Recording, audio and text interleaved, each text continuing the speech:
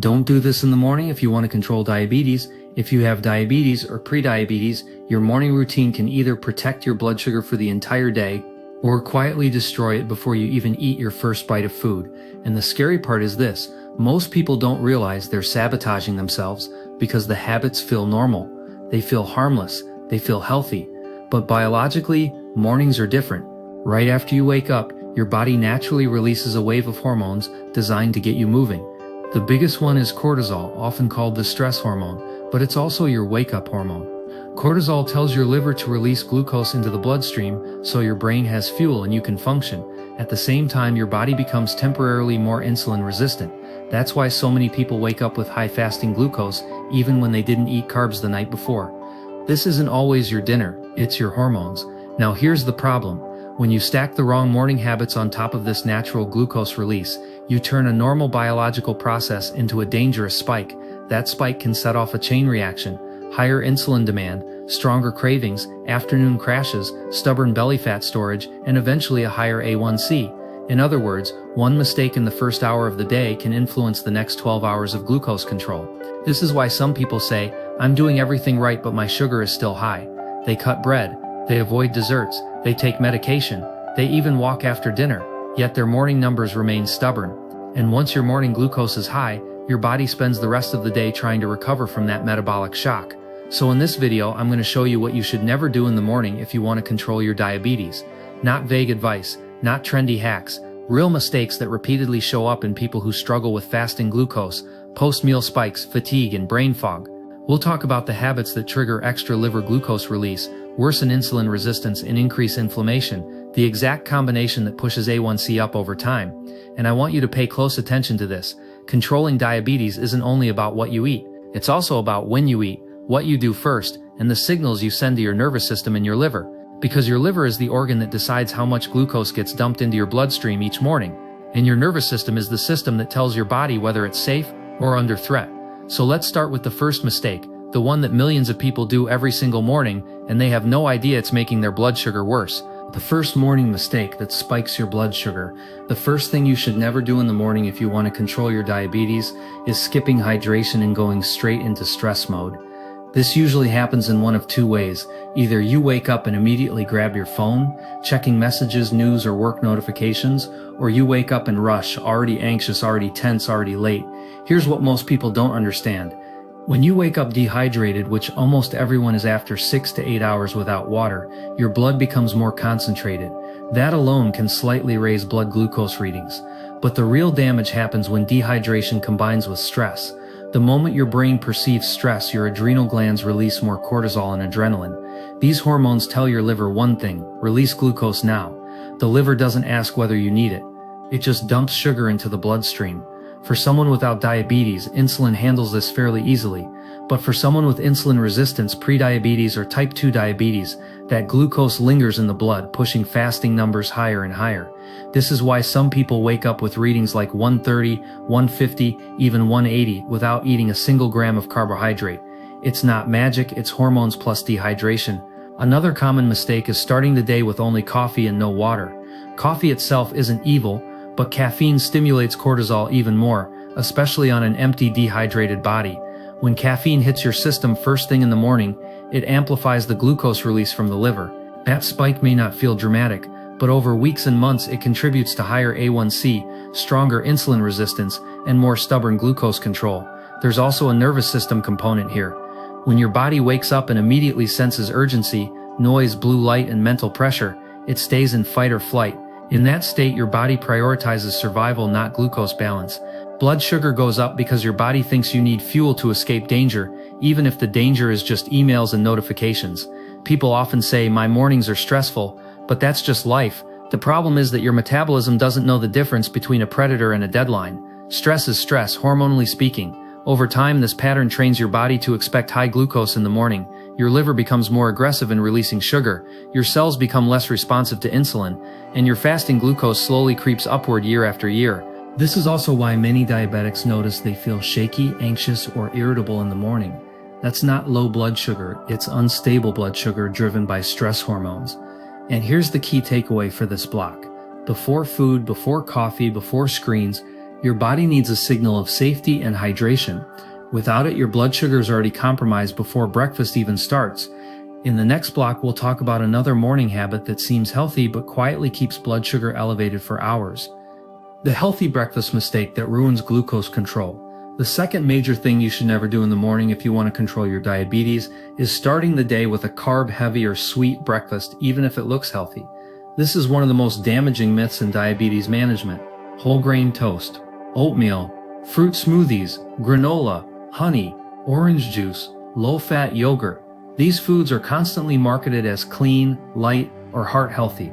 But for someone with insulin resistance or diabetes, they can quietly destroy glucose control before 10 a.m. Here's why mornings are different. In the early hours, your body is already in a state of higher cortisol due to the natural circadian rhythm. Cortisol is meant to help you wake up, but it also raises blood sugar and reduces insulin sensitivity. This means that the same carbohydrate you might tolerate later in the day will spike your glucose much more aggressively in the morning. When you combine that hormonal state with fast-digesting carbs, you get a perfect storm. Take oatmeal as an example. Even plain oats contain a large amount of starch that quickly breaks down into glucose. In a diabetic body, this causes a rapid blood sugar rise followed by a strong insulin response, or worse, a prolonged high if insulin can't keep up. The result is not steady energy, but a spike and crash cycle that leads to hunger, fatigue, and cravings just a few hours later. Smoothies are even more deceptive. Blending fruit destroys its natural structure and makes sugar absorb faster. Even if you add spinach or seeds, the liquid form allows glucose to hit the bloodstream quickly. Many people are shocked when they check their glucose after a healthy smoothie and see numbers higher than after a slice of cake. Fruit juice is another silent problem. Juice removes fiber entirely, leaving pure sugar. Orange juice, apple juice, and even green juice can spike blood sugar faster than soda. The body does not recognize liquid sugar as food that requires slow digestion. Low-fat products make things worse. When fat is removed, manufacturers add sugar or refined carbs to compensate for taste. Fat is actually one of the most important nutrients for slowing glucose absorption. Removing it speeds sugar entry into the blood. This morning pattern teaches your metabolism to run on glucose surges instead of stable energy. Over time, insulin resistance deepens, A1C rises, and many people mistakenly think the problem is diabetes getting worse, when in reality it's the timing and composition of breakfast. Another overlooked issue is that carb-heavy breakfasts increase post-meal inflammation, which damages blood vessels and worsens insulin signaling. This inflammation doesn't disappear quickly. It lingers into the afternoon, making glucose control harder for the rest of the day. Many diabetics also notice that after these breakfasts they feel sleepy, foggy, or irritable. That's not normal digestion, it's glucose instability. The truth is simple but uncomfortable. What looks healthy on a label doesn't matter if it destabilizes your blood sugar. Morning nutrition needs to work with your hormones, not against them.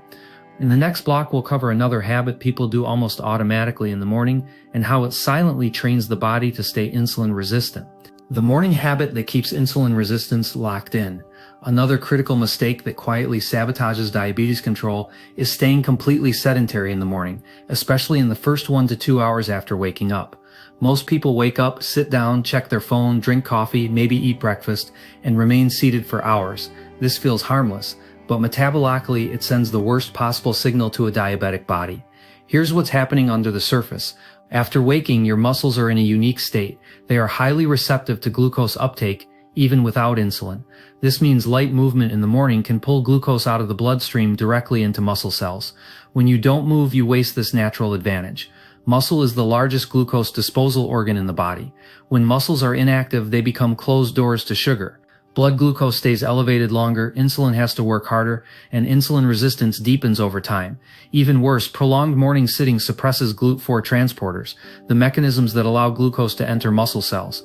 When these transporters stay inactive, blood sugar remains high even after small meals. This is why many diabetics notice that their glucose stays elevated all morning, even if they eat very little. It's not just food, it's inactivity. There's also a hormonal angle. Physical movement reduces cortisol and increases insulin sensitivity. Sitting does the opposite. When cortisol stays elevated and muscles remain inactive, the body stays in a glucose-conserving mode, exactly what you don't want if blood sugar is already high. You don't need intense exercise. In fact, high-intensity workouts too early can sometimes spike cortisol even more. What the body responds to best is gentle, consistent movement. Simple actions matter. A 10-minute walk, light stretching, bodyweight movements, standing instead of sitting, slow stair climbing. These small movements activate muscles, increase blood flow, and immediately lower post-meal glucose responses. Studies show that light walking after breakfast can reduce post-meal glucose spikes by 20 to 30% compared to sitting. That's a stronger effect than many medications without side effects. Another overlooked factor is circulation. Poor morning circulation slows glucose delivery to muscles and increases blood vessel stress. Movement improves endothelial function, protecting arteries that are already vulnerable in diabetes. Many people assume they'll exercise later, but by skipping morning movement, they miss the most insulin-sensitive window of the day. Once insulin resistance is reinforced early, it's harder to reverse later. This habit also affects appetite. Morning inactivity leads to worse hunger regulation, stronger cravings, and overeating later in the day, creating a cycle that worsens A1C over time. The body learns from repetition. If every morning starts with sitting, sugar spikes, and insulin overload, the body adapts to that pattern. Diabetes doesn't progress overnight, it progresses through routines. The final morning mistake that silently worsens diabetes and what to do instead. The last morning mistake may sound simple, almost harmless, but it quietly locks diabetes into place more than almost anything else. Ignoring hydration in the first hour after waking. Most people wake up mildly dehydrated. During sleep, you lose water through breathing and sweat, and blood becomes more concentrated. When you start the day without proper hydration, blood glucose concentration immediately rises even if the total amount of glucose hasn't changed. That's why many diabetics see elevated fasting glucose in the morning before eating anything. It's not always excess sugar production, often it's lack of water. Dehydration thickens the blood. Thicker blood means glucose circulates at higher concentrations, increasing stress on blood vessels and forcing insulin to work harder to move sugar into cells. When the kidneys detect dehydration, they conserve fluid, and that includes conserving glucose. Instead of flushing excess sugar through urine, the kidneys hold on to it, keeping blood sugar elevated longer. Hydration directly affects insulin sensitivity. Even mild dehydration reduces how effectively insulin binds to receptors. That means the same amount of insulin produces a weaker effect, worsening insulin resistance over time. This mistake compounds with the others. Coffee without water increases dehydration. Skipping movement worsens glucose retention. Stress hormones stay elevated. Blood pressure rises. Arteries experience more oxidative stress. Water is not neutral in diabetes. It's metabolic. Studies show that drinking water in the morning can reduce fasting glucose by improving plasma volume and kidney filtration. In some people, proper hydration alone lowers fasting glucose by 5 to 15 mg DL. But here's the key. How you hydrate matters. Chugging large amounts quickly can cause discomfort and doesn't improve absorption. Sugary drinks obviously worsen glucose. Even healthy juices spike blood sugar. The most effective approach is slow, steady hydration, plain water, mineral water, water with a pinch of salt or electrolytes, warm water which improves digestion and circulation. This supports kidney function, reduces cortisol, improves circulation, and prepares cells to respond better to insulin when you eat. Hydration also protects nerves in the heart. Concentrated blood increases oxidative stress, which damages nerve endings and accelerates arterial stiffness, two major diabetic complications. Over time, chronic underhydration contributes to higher A1C, worse blood pressure, faster kidney decline, increased risk of cardiovascular events. The body can tolerate many mistakes, but repeating the same ones every morning trains metabolism in the wrong direction. Let's recap what not to do in the morning if you want to control diabetes. Don't start the day with stress and rushing. Don't drink coffee on an empty, dehydrated system. Don't stay sedentary for hours. Don't skip hydration. Small changes done consistently outperform extreme plans done occasionally. You don't need perfection, you need alignment. If this video helped you understand why your mornings may be sabotaging your blood sugar, now it's your turn. Subscribe to the channel for more science-based guidance on controlling diabetes naturally. Comment below, which morning habit do you realize you need to change first? I read every comment, and your experience may help someone else feel less alone on this journey.